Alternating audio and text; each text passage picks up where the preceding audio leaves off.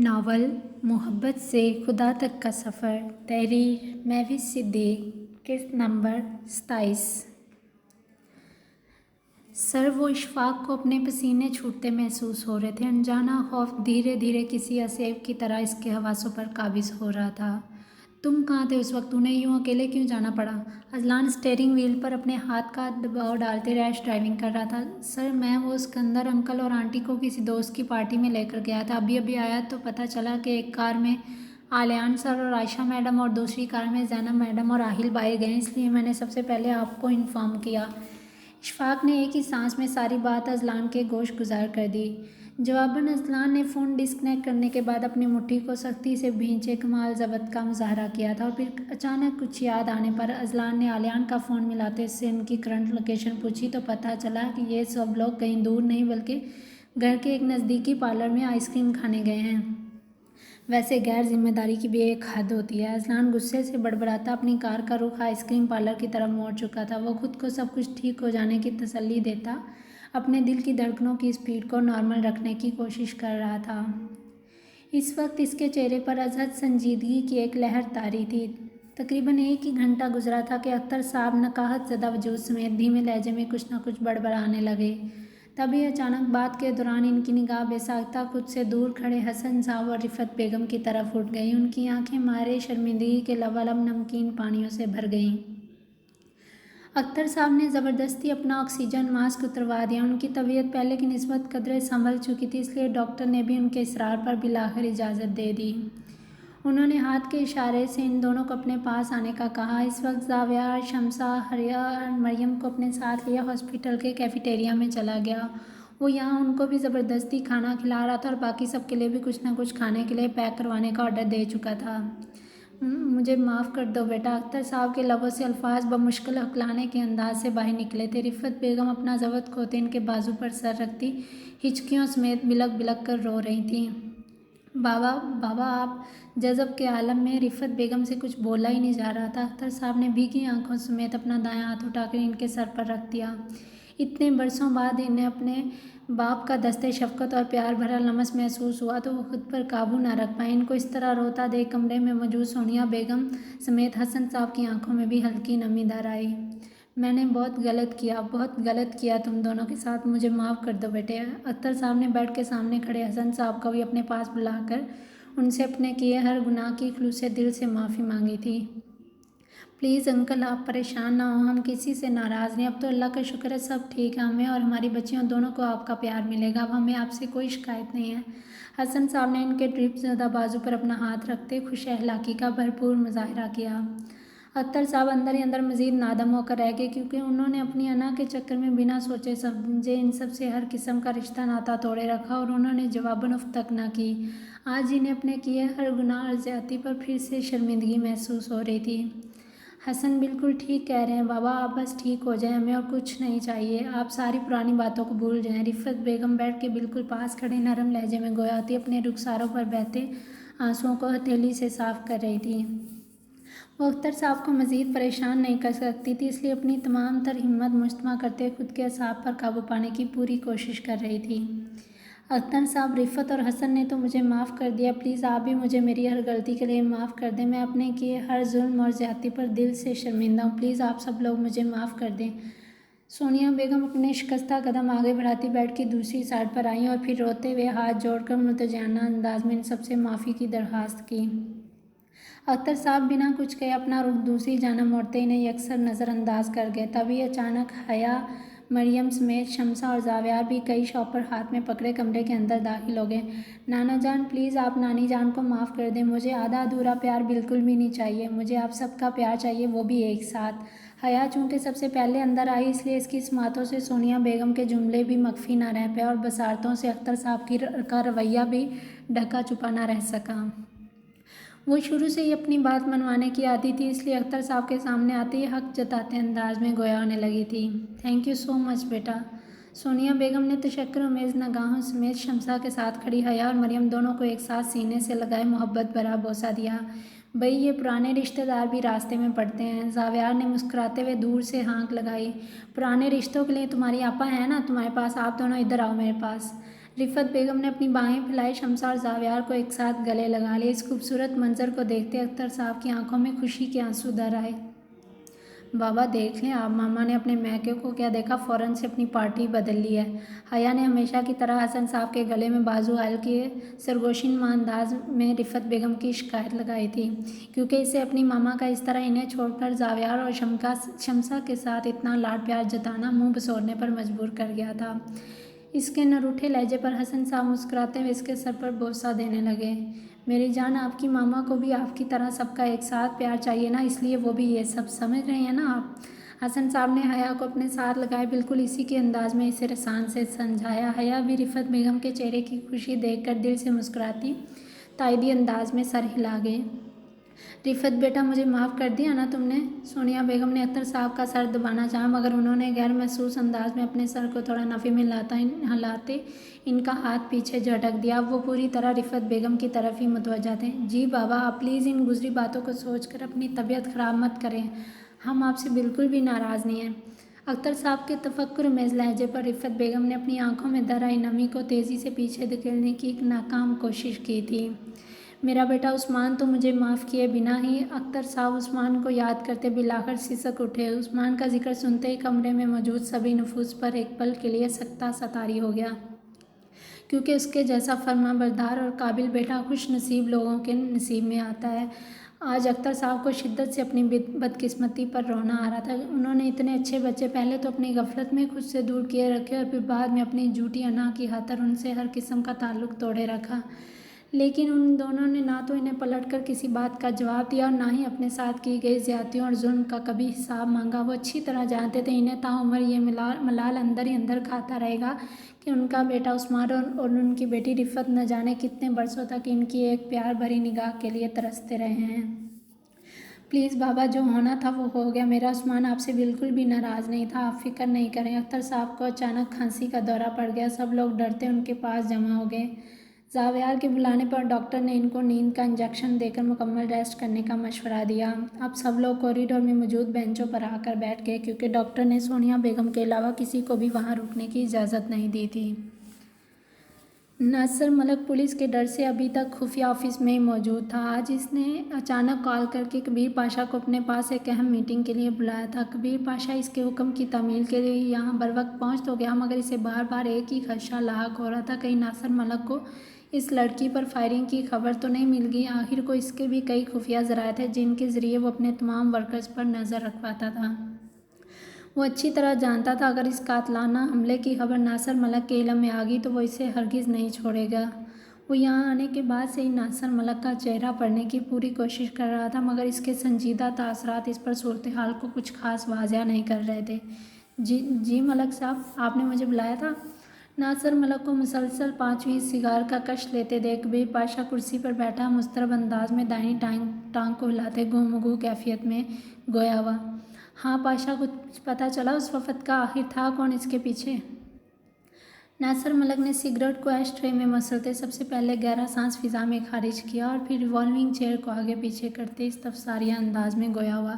سچ شکر یار۔ کبیر پاشا اندر ہی اندر خود کو ناصر ملک کی ڈانٹ کے لیے تیار کر رہا تھا۔ اچانک اس وفد کی بات پر اس کا رکا سانس فوراً بحال ہو گیا۔ ملک صاحب، ابھی تک تو اس بارے میں کچھ خاص پتہ نہیں چل پایا، شاید وہ لوگ یہیں کار میں ہی اپنا بھیس بدل کر باہر نکل رہے تھے، اوپر سے ان کی کار کے شیشے بھی کالے تھے، جس کی وجہ سے اندر کا منظر کچھ واضح نہیں ہو سکا۔ کبیر پاشا نے پیشانی کو دھیرے سے مسلتے نروس انداز میں جواب دیا۔ تم نے ساری CCTV فوٹیجز خود چیک کی ہیں نا؟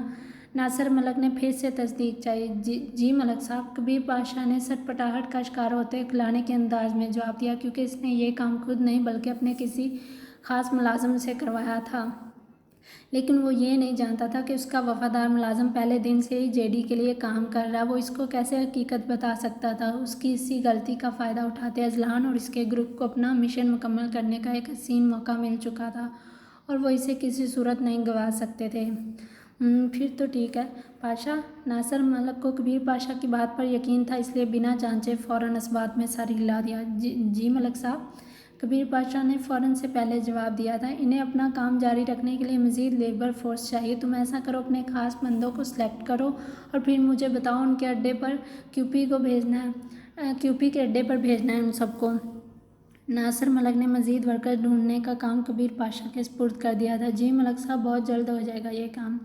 नासिर मलिक ने इसे काफ़ी अरसे बाद अपना कोई बड़ा काम सौंपा वो इस वक्त खुशी से निहाल हो उठा था।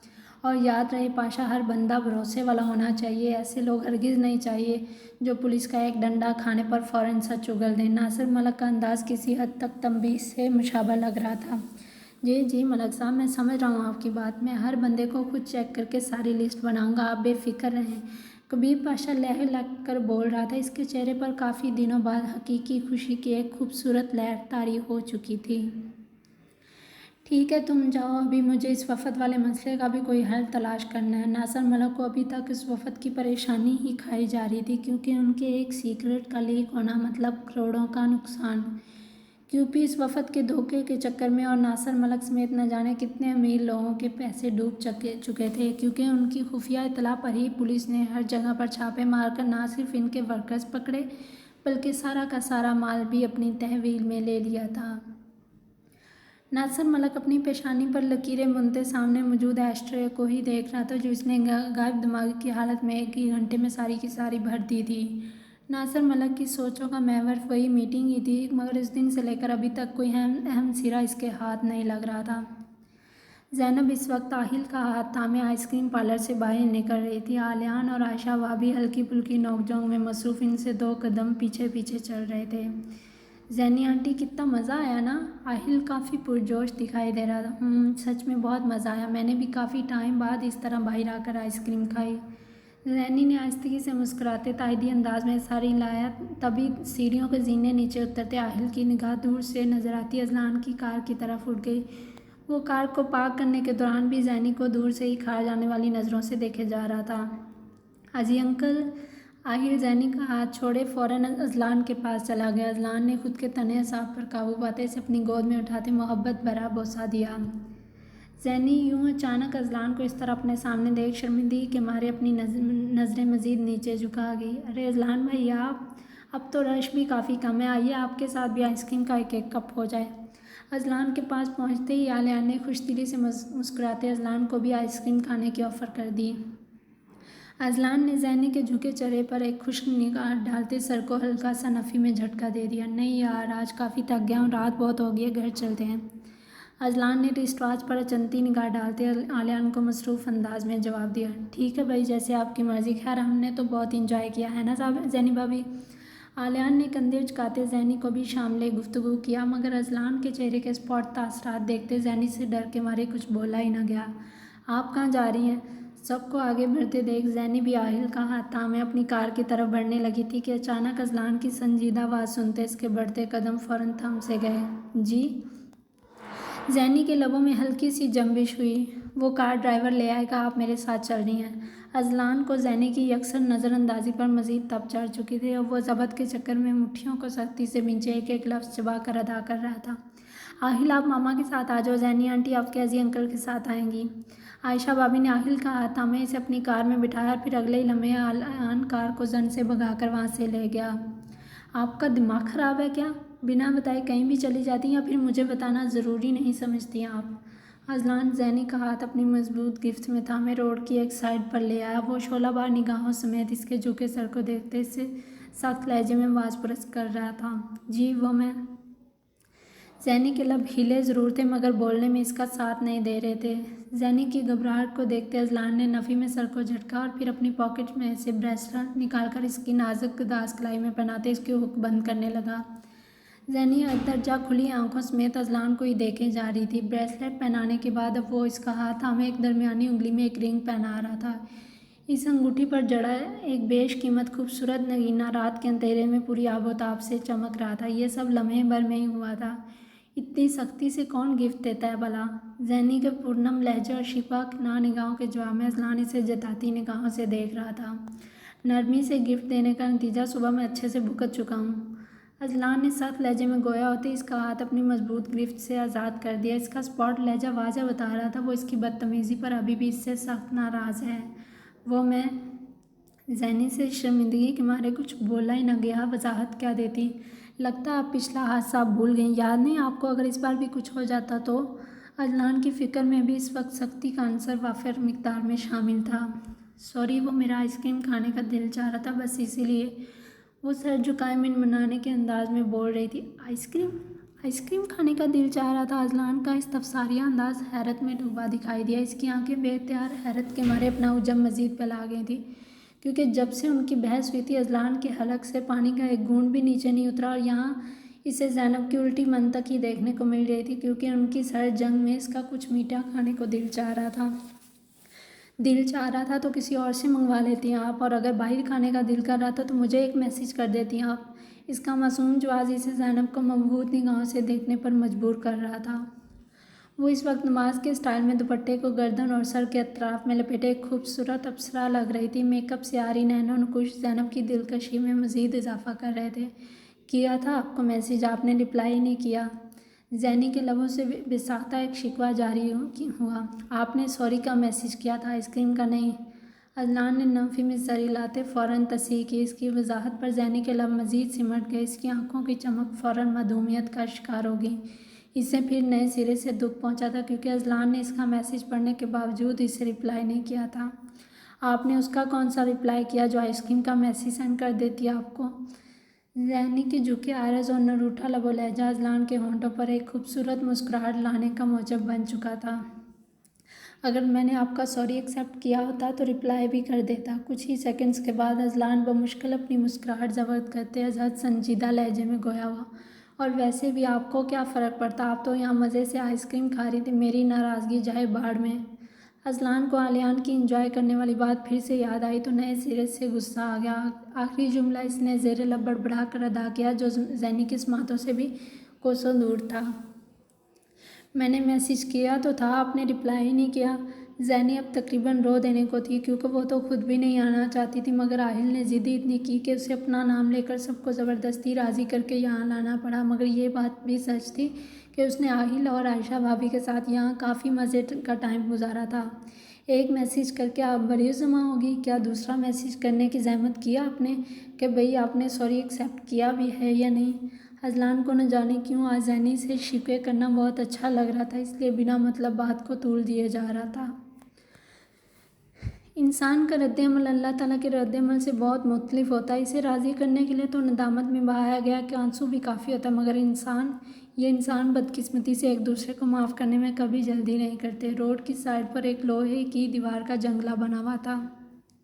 ज़ैनी एक ही पोजीशन में खड़ी रह कर थक गई, इसलिए दीवार के साथ रखे एक संगी बेंच पर बैठी कोई अंदाज में गोया होने लगी।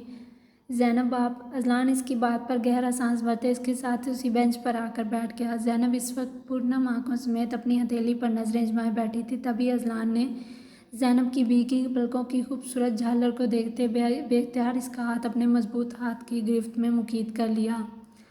अजलान, मैंने आज तक किसी रूठे को नहीं मनाया और ना ही मुझे इसका आइडिया, लेकिन उस वीडियो के लीक होने के बाद मुझे पता चला किसी नाराज़ अपने को मनाना दुनिया का मुश्किल तरीन काम है। ज़ैनी ने अपना हाथ अजलान की गिरफ्त से आज़ाद नहीं करवाया, बस सर झुकाए धीमे लहजे में गोया होती रही। इसके चेहरे पर इस वक्त अजब अज़ियत रकम थी। बहुत से लोग अपनी पिछली ज़िंदगी में मिलने वाली बेतहाशा मोहब्बत की बदौलत इस कदर एहसास बन चुके होते हैं कि मुस्तकबिल में किसी की सख्त बात बर्दाश्त करना इनके बस की बात ही नहीं रहती। ज़ैनब को हद दर्जा यासियत में गिरा देख अजलान ने इसके शाने के गिर्द बाजू हायल करते अपना मजबूत तहफ़्फ़ुज़ फराहम किया। आई एम सॉरी ज़ैनब, मुझे आपकी फ़िक्र हो रही थी, बस इसीलिए। अजलान अपने भरम अंदाज पर थोड़ा शर्मिंदा दिखाई दिया। अजलान, मैं ये सब भी आहिस्ता आहिस्ता सीख जाऊंगी। मामा बाबा और वली के बेजा लाड प्यार ने मुझे किस कदर कमज़ोर बना दिया, इस बात का अंदाज़ा मुझे आज हो रहा है। रात के इस पैर सन्नाटों की वजह से मदम आवाज़ भी वाज़िया सुनाई दे रही थी। ज़ैनी के लबों से वली का जिक्र सुनना अजलान को फिर से लब भींचने पर मजबूर कर गया, मगर इसने चाह कर भी ज़ैनी को टोकना मुनासिब नहीं समझा। अजलान आज चुप सादे ज़ैनब के दिल की बातें उसी की ज़ुबानी सुन रहा था। अजलान, वो सब मुझसे नाराज़ होकर भी मुझे खुद ही मना लेते थे, मुझे कभी किसी को मनाने की नौबत ही नहीं आई, लेकिन अब अंदाज़ा हो रहा है वो लम्हे भर को थमी। अगर मैंने गलती किया तो माफ़ी भी मुझे ही मांगनी पड़ेगी। ज़ैनब के हलक में आंसुओं का गोला एक फंदे की सूरत में अटक गया। ज़ैनी अपनी बातों में इस कदर महव थी कि इसे अंदाज़ा ही न हुआ कि अजलान के मजबूत बाजुओं की गिरफ्त इसके शाने पर अभी तक वैसे की वैसे ही हायल है। I am sorry Azlan. Zainab ने बेबसी से लब कुचलते अपनी गलती की माजरत चाही। इट्स ओके ज़ैनब, मुझे लगता है आपने शायद रोने का कोई मुकाबला शुरू किया हुआ, जो हर वक्त बस रोती ही रहती हैं। اذلان نے نفی میں سر جھٹکتے اسے مصنوعی گوری سے نوازا، کیونکہ زینب کا بوجھل انداز اذلان کے دل کی دھڑکنوں کو بے ترتیب انداز میں دھڑکنے پر مجبور کر رہا تھا۔ اب ایسی بھی بات نہیں ہے، مجھے صرف تب رونا آتا ہے جب میں کسی سے ناراض ہوں یا پھر کوئی مجھ سے ناراض ہو۔ اذلان کو بساطت زینی کی معصومیت پر پیار آ گیا۔ وہ جذب کے عالم میں زینی کو ہی مبہوت نگاہوں سے دیکھ رہا تھا۔ تبھی اچانک زینی کے فون کی زور آور گھنٹی نے اس طلسماتی کیفیت کو میں ایک عجب خلل پیدا کر دیا۔